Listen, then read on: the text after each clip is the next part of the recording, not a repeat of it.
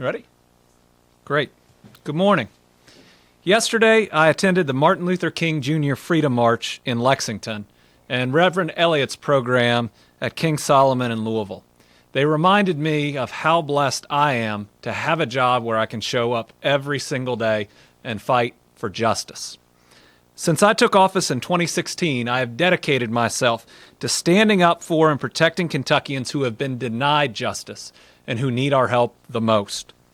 We do this every day in the Attorney General's office by following a four-part mission: the prevention and prosecution of child abuse, better protecting our seniors against scams and abuse, seeking justice for victims of rape and sexual assault, and finding workable solutions to this drug epidemic that plagues every single Kentucky community. We know in Kentucky that nearly 1 in 2 Kentucky women will be subjected to some form of sexual violence in their lifetime. 1 in 2. That statistic is absolutely unacceptable. I'm a son, a husband, and a dad of a 7-year-old girl, and we deserve a better world than my kids and your kids at home are growing up in. It demands change. It demands change that when sexual assault is reported, that we take action every time. We know that in so many cases before 2016, our state failed to take that action because we had over 3,000 sexual assault forensic kits sitting on shelves that had never been tested. These weren't just boxes on a shelf. They were courage. They were courage of a victim of an underreported crime that picked up the phone or walked into that police station and made that report. They were the courage of a survivor of a terrible crime that underwent the most invasive forensic exam you could ever ask anyone to take, where you're traumatized just through the test, but we need it to seek justice for that survivor. But they sat on a shelf. Well, I'm proud to report that we have made progress. And today, we can say that Kentucky should never, ever have a rape kit backlog again. It's for 2 reasons. First, our office worked with advocates, survivors, and the General Assembly to pass the SAFE Act to mandate that all SAFE kits are submitted and tested in a timely fashion. That was perhaps the last piece of bipartisan legislation we've seen in Frankfort, and it was a good piece of legislation. Second was the day when a survivor of campus sexual assault came into this office, pressed a button, and transferred $4.5 million of settlement funds, not a single dollar of taxpayer funds, to the Kentucky State Police Crime Lab. It was every penny that the crime lab said they needed to hire more people, buy more equipment, and train their folks so that they could guarantee that there would never, ever be a rape kit backlog again, and there never should be. Those were major steps, but they're still not enough. So we committed another $1 million to provide critical training to local law enforcement and prosecutors to seek justice for victims of sexual assault. It focused on a victim-centered approach where victims are believed, and they know that we are here to seek justice for them. We started the Voice of Justice video contest to raise awareness on college campuses. We've held forums on university campuses all over Kentucky. We're standing up to Washington, D.C. as they try to cut Title IX protections that students desperately need. And we even sued universities when they were unwilling to be accountable for how they handle assaults or harassment from faculty or administrators that occur on their campuses. We created the Attorney General's Survivor Council, a group of 27 of the bravest people that I have ever met to advise my office, and tomorrow our Survivor Council members will be in the Capitol to push for the changes that they believe that we need in Kentucky law and out of our state officials. Each of those steps is important, and I think they're impressive.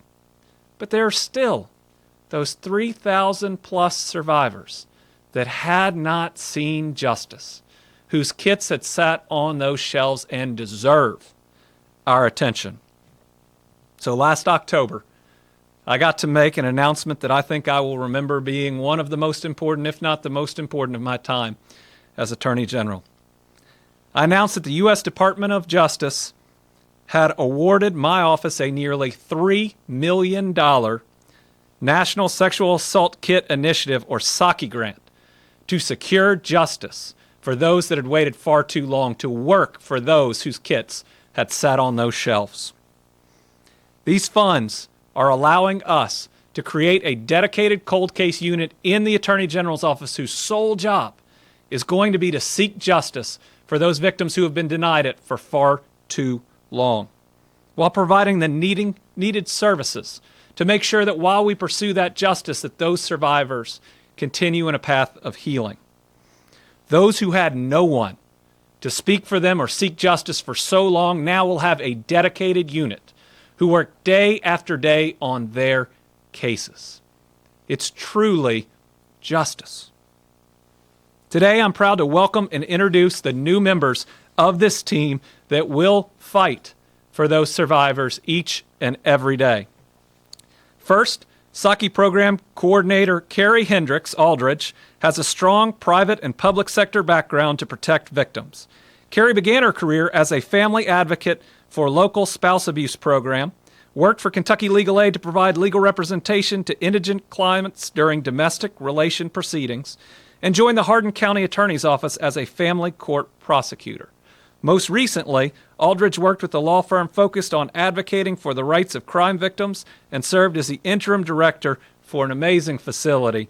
That's the Silverleaf Sexual Trauma Recovery Services in Elizabethtown.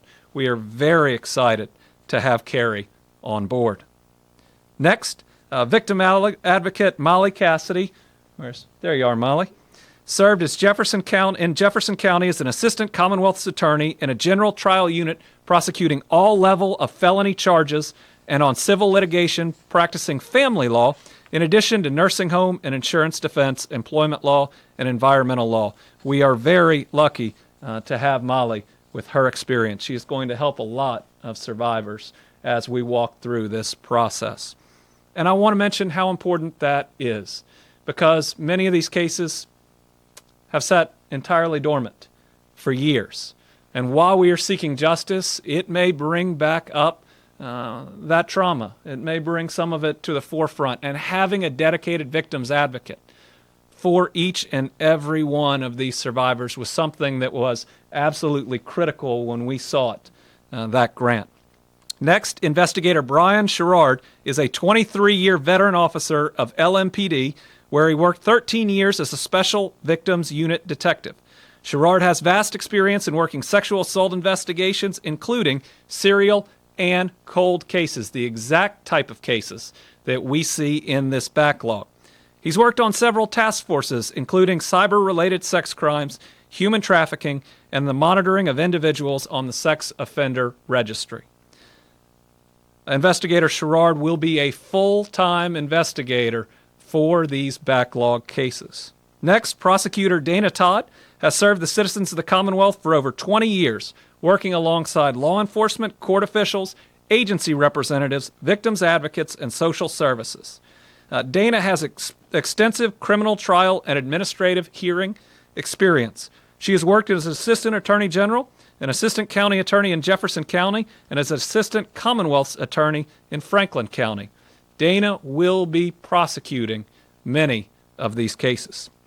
This team can and will get justice for survivors. Think about all the good they can do. Think about a dedicated unit working day in and day out to make sure that those that have been denied justice for 10 or even 20 years have an advocate working, speaking for them, seeking justice for them every day. I'm so proud that the Department of Justice recognized our commitment and our hard work for survivors. Their acknowledgement is strengthening our efforts to change that shameful statistic of 1 and 2, to change our culture. And in the end, cultural change is what we have to see. And I'm proud through this grant, every safe kit, every single one in Kentucky will be tested. Kentucky's number of untested rape kits by the end of this year will be 0. No exceptions and no asterisks. It should have been that before 2016, but I'm proud that through a 3-year effort, it will reach 0. But we won't stop. We won't stop until every single survivor gets their share of justice. We will change culture, and the people standing here right next to me are going to be leading that charge. Thank you. I'll take any questions if you have one. All right. We appreciate it.